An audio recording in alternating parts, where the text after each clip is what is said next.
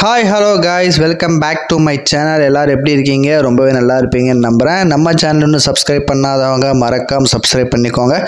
கூட பெல் ஐக்கானே கிளிக் பண்ணிக்கோங்க. அப்போ தான் நம்ம போடுற வீடியோஸ் எல்லாமே கண்டினியூஸாக வரும். வாங்க வீடியோக்குள்ளே போகலாம். நம்ம இன்றைக்கி எதை பற்றின ஜாப் வேகன்சி பார்க்க போகிறோம்னு பார்த்தீங்கன்னா, உங்களுக்கே தெரிஞ்சிருக்கும், யூபிஎஸ்சி ஐஏஎஸ் ரெக்ரூட்மெண்ட் பற்றி தான் பார்க்க போகிறோம். ஐஏஎஸ் 2025க்கான ரெக்ரூட்மெண்ட் விட்டுருக்காங்க. இதை பற்றின முழு விவரங்களை நம்ம பார்க்க போகிறோம். வீடியோ ஸ்கிப் பண்ணாமல் லாஸ்ட் வரையும் பாருங்கள்.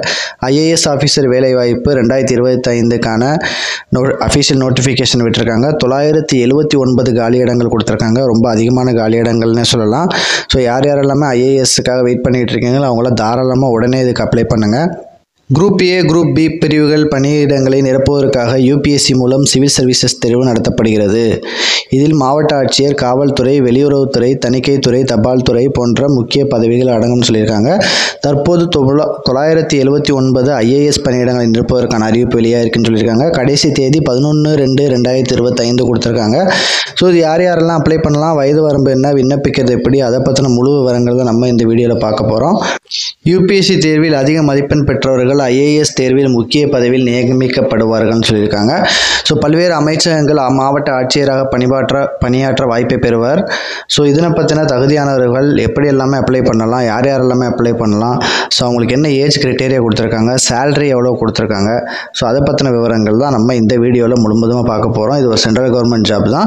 யூபிஎஸ்சி கமிஷன் தான் கொடுத்துருக்காங்க. இந்திய நிர்வாக சேவை. காலியிடங்கள் பார்த்தீங்கன்னா ஆல்ரெடி சொன்ன மாதிரி 979 காலியிடங்கள் கொடுத்துருக்காங்க.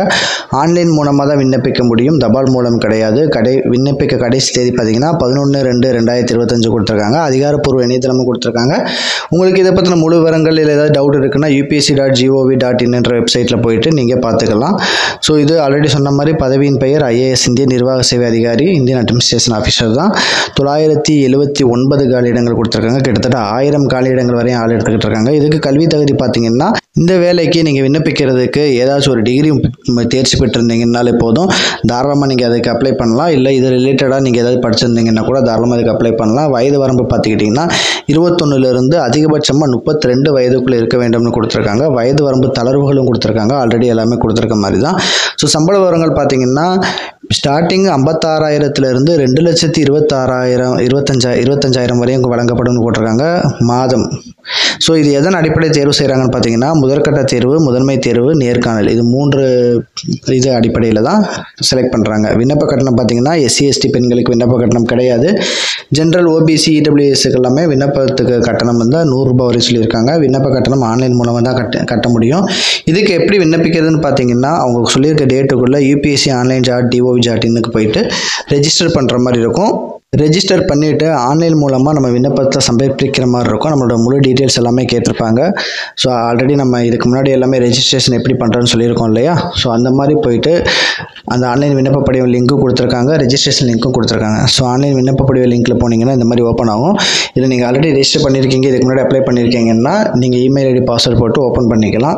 இல்லை நீங்கள் இப்போ தான் ஃபஸ்ட் டைம் நீங்கள் ஓப்பன் பண்ண போகிறீங்கன்னா நியூ ரெஜிஸ்ட்ரேஷன் கொடுத்துட்டு ஸோ அதில் போட்டிருக்க நேம் எல்லாமே கொடுக்குற மாதிரி இருக்கும்.